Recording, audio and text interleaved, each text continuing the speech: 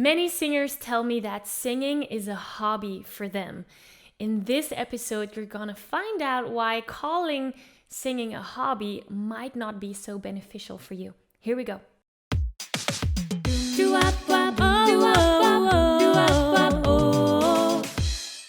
Hi, and welcome to this new episode where we're gonna be talking about the word or the term hobby. Because many singers, they think or they tell me or they speak it out loud that singing is a hobby. And so, therefore, it is a waste of their money, time, and energy that they put into it because it's just a hobby. Now, the question that we ask ourselves today is that true? Now, I understand where this thought is coming from because singing is often not something that is necessary. We're not taught from childhood on that singing is an essential part of surviving, right? Eating, drinking, and having a roof over your head, those things, on the other hand, are very necessary to survival. Singing is framed as a hobby. It's oftentimes not something that you learn at school. It's not a profession that you can go and learn. Well, it wasn't when I was small. It is maybe now. It's something that you would practice after school as a hobby. Or that is at least how I grew up and how most singers I work with grew up as well. Maybe it's different for you and that's totally fine. So it's quite normal when we're in that situation that we see singing as a hobby. But is it true that singing is just a hobby? If you're like most singers that I work with, you started singing because you're passionate about it, because it's fun, because it's a way for you to express your emotion. It's a way for you to be creative. It's a creative and an emotional outlet. It's also a way for you to relax, to put aside the daily hustle and escape into the world of music, right? That is what singing could mean to you.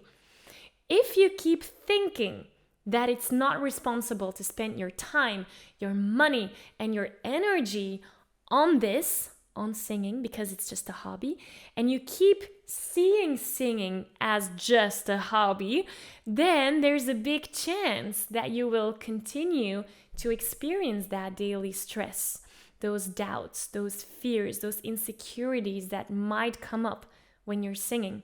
Not only when you're singing, but also in daily life.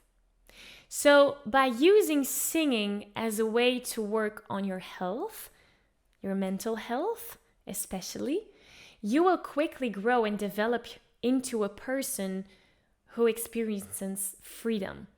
Freedom is a value that a lot of people are after. They want to have financial freedom, time freedom, but also that confidence, that freedom inside of yourself. That is what singing can mean for you. It can help you grow as a singer. It can help you grow as a person. Who you become when you're singing, the doubts, the insecurities, the fears that you overcome when you're singing, those are things that you also overcome as a person in your daily life.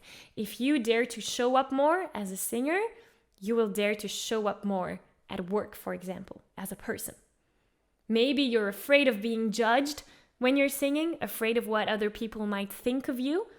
By working on this, by being aware of that, and by being aware on how you can improve on your singing and how you can deal with criticism and feedback and negative comments, you also learn to deal with those things in daily life.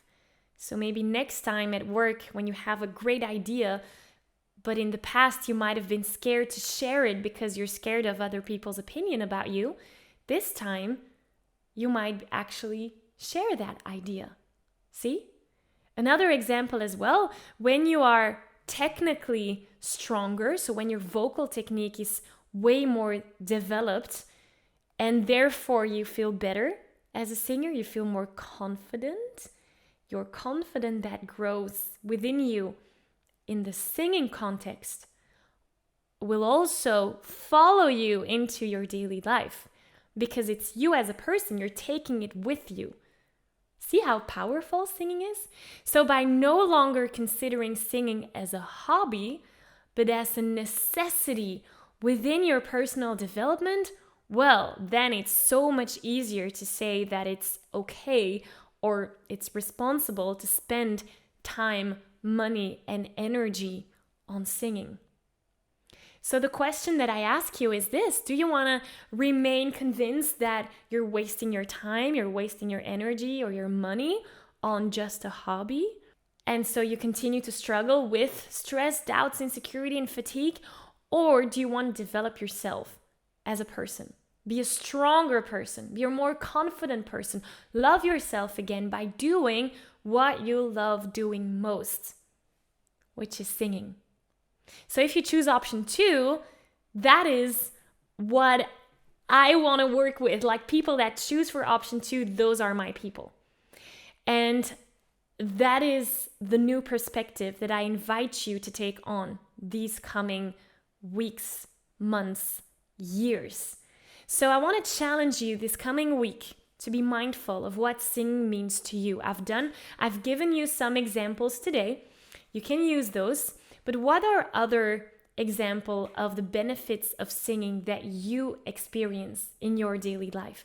Write them down. Use this as a little journaling exercise and write it down, because by writing it down, you're going to be more aware of them, and it's going to motivate you to sing even more or to spend more time on your singing practice.